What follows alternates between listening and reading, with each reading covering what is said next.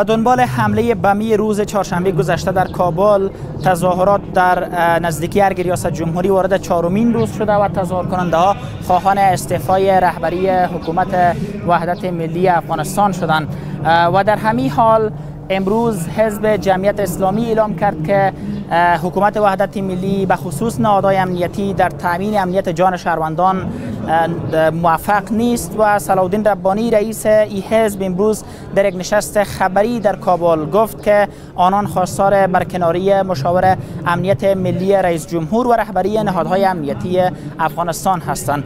صلاحالدین ربانی گفت که اگر حکومت به خواست این حزب رسیدگی نکنه با مردم مشوره خواهد کردن و بعداً تصمیمشان را اتخاذ خواهد کردن. برکناری مشاور امنیت ملی و رهبری نهادهای امنیتی و تقرر شخصیت‌های قابل قبول به جای آنها. 2. پیگیری شفاف حوادث خونین روزهای چهارشنبه، جمعه و شنبه شهر کابل و به دادگاه معرفی کردن عاملین و دستوردهندگان این حوادث. 3. تطبیق کامل موافقتنامه حکومت وحدت ملی به عنوان بنیادی ترین سند مشروعیت این حکومت و زمینه ساز تأمین امنیت و ثبات پایدار و استقرار نظام در آینده.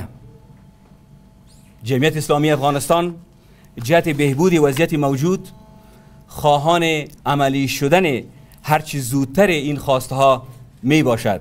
از روزی که این خیمه در اینجا برافراشته است و این تظاهرات 4 روز میشه که در اینجا ادامه داره، راههایی که منتهی میشه به ارگ ریاست جمهوری افغانستان و ریاست اجرایه مسدود است و همچنان شمار دیگی از نهادهای دولتی و همچنان نهادهای خصوصی که در اینجا قرار دارند، به خصوص برخی از بانک ها مسدود به نظر میرسه و این تظاهرات و در حال ادامه پیدا میکنه که قرار است فردا سه شنبه مهمترین نشست در مورد افغانستان به نام پروسه کابل در پایتخت افغانستان برگزار شود.